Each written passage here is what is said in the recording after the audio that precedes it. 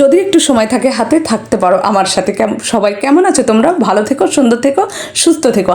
আর আজকে একটু মানে সানডে মানে রোববারের দিন মানে একটু চিকেন চিকেন হলে ভাল লাগে, তাই চিকেনটা তো নিয়ে এলাম। আম চিকেন, ক্যাপশনে তো দেখেই নিয়েছো, আম চিকেন কষা। তাহলে আম চিকেন মানে একদম চিকেনটা এখন সাধারণই হয়ে গেছে, কারণ চিকেন না হলে আর ভালো লাগে না। তাই আম মশলা, আম চিকেন, আর সবই তো দেখতে পাচ্ছ, আমটা দেখতে পাচ্ছ একদম গাছের আম। আর চিকেনটা আর গাছে হয় না, চিকেনটা তো বাজার থেকে নিয়ে আসতে হয়েছে। আর আমটা দেখো, আমের এখন মানে চলছে আমের পর্বটা। তা আমটা দিয়ে কত কি করা যাবে সেটা একটু চেষ্টা করতে হবে না। এটা হচ্ছে চই ঝাল, অনেকেই চেনো। হ্যাঁ, চই ঝালটা দিলে একটু ভালো টেস্ট আনে। আলু দিতে হয় না, তবু আমার বাড়িতে আলু না হলে হয় না, তার জন্য আমি আলুটা নিয়ে নিয়েছি। আর আলুটা ভেজে উঠিয়ে মশলাটা তো দেখেছো, সাধারণ মশলা। কষানোতে যে মশলা লাগে এটার আর কি বলতে হবে বলো। একটু জিরে ফোড়ন দিয়ে আর পেঁয়াজটা দিয়ে দিলাম। পেঁয়াজটা দিয়েও অল্প তেলেই পেঁয়াজটা দিয়েছি, যেহেতু কষা কষা করবো। আর দিয়েছি চই ঝালটা দিয়ে একসঙ্গে একটু ভাজতে হবে। এর মধ্যে জানো তো একটুখানি নুন দিয়ে নিলে না, মানে পেঁয়াজটা তাড়াতাড়ি আমড়ে আসে। তাই একটু নুন দিয়ে পেঁয়াজটা ভাজা করলে তাড়াতাড়ি ভাজাটা হয়ে যায়। মানে সেটা তো বুঝতেই পারছো, রাঁধুনিরা সবাই অনেক কিছু জানে, কিন্তু আমার একটা ভালো লেগেছে একটু বলতে, তাই বললাম। আর মশলাটা দিয়ে দিলাম। আম মশলা মানে সাধারণ মশলা, যে সবাই আমরা রান্না বান্না করি, আমি ঘরের রান্নাটা আমার যেমন করি সেরকমই তোমাদের সঙ্গে আমার ভালো লেগেছে, তাই আমার বন্ধুদের সঙ্গে শেয়ার করতে আমি ভিডিওটা তো একদম বানিয়ে ফেলেছি। নুন হলুদ স্বাদ মতো দিয়ে, তেলটা যেহেতু প্রথমে কম দিয়েছিলাম, একটু সর্ষের তেল দিয়ে দিলাম। সর্ষের তেলটা দিয়ে ভালো করে মশলাটা কষাতে হবে, ভালো করে কষিয়ে একেবারে মানে তেলে মশলাই হয়ে গেলে কড়াই থেকে ছেড়ে দিলে এবার দিয়ে দিতে হবে যেমন কষাই, একদম আম চিকেন কষা। আম আম মানে আম আর সাধারণ দেখো, আমটার এখন পর্ব চলছে, আমটা দিয়ে যে যা করে বানিয়ে খেতে পারি। চলো, হয়ে গেছে আমার মশলাটা কষানো। এবার এর মধ্যে দিয়ে দিতে হবে চিকেনটা দিয়ে ভালো করে কষিয়ে কষিয়ে একটু চিকেনটা দেওয়ার পরে জানো তো একদম জল দেবো না, মানে কষা কষা করবো তো একদম গামাখা গামাখা হবে। মানে কষা, এটা তুমি ফ্রাইড রাইস, এমনি রাইস, তারপরে পরোটা, রুটি সুটি যার সঙ্গে খাবে একদম দুর্দান্ত মানে হয়ে যাবে জুটি, মানে ভাত রুটির দুর্দান্ত জুটি হয়ে গেল আম চিকেন কষা। আর দেখো কষানোতে একটু জল দিইনি, এর জন্য কি করতে হবে, আমটা কিন্তু গোটা রয়ে গেছে, আলু ভাজা রয়ে গেছে, তাহলে আমটা দেবো কখন, আলুটা দেবো কখন, এগুলো দেখতে হলে তো থাকতে হবে সাথে। আর অসংখ্য ধন্যবাদ এতক্ষণ ধরে যখন চলে এসছো। আর একটুখানি দেরি করে দেখে যাও না কি করে রান্না করি, অনেকেই করেছো, অনেকে জানো। আমার অবশ্য দেখা নেই, আমার মনে হলো আমি মন থেকে করেছি। আমটা কি করব, ছুলবো না খোসা সহ দেবো, কি করব, চলো দেখি একটু দেখেই নি। হ্যাঁ, আমটা এভাবে কেটে নিয়েছি, কারণ এখন আম পাকার সময় হয়ে গেছে, জামাই ষষ্ঠীর বাজার চলে এসছে।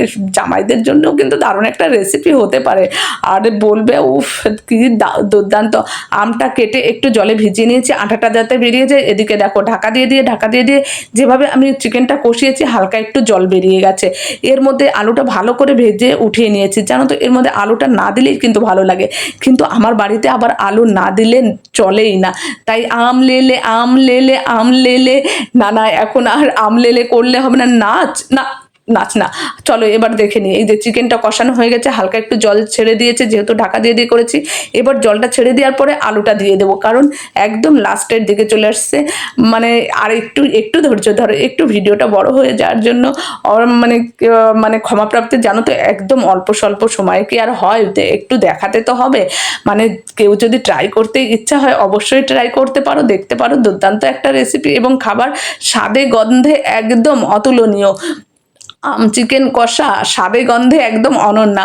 আমটা দিয়ে দিয়েছি খোসা সহ, দেখো দিয়ে একদম মানে ভালো করে একটু নেড়ে চেড়ে মিশিয়ে, আমটা খোসা আর আঠি আঠি হয়ে গেছিলো, সেইভাবে কেটে দিয়েছি কেন, যাতে এটা মানে গোলে আমটা ভেটকে হয়ে টক না হয়ে যায়, এর জন্য দিয়েছি। আর এই দেখো একদম হয়ে গেছে। এখানেই কিন্তু আমের ব্যবহার আমার শেষ না, এতে দেবো না গরম মশলা, কারণ আমের একটা দারুণ গন্ধ আছে, জানো তো আম গাছ তলায় গেলে কাঁচা আমের দুর্দান্ত একটা গন্ধ আছে। কুচি কুচি করে কেটে রাখা কাঁচা আমটা এবার দিয়ে দেব আমি শেষের বেলাটা।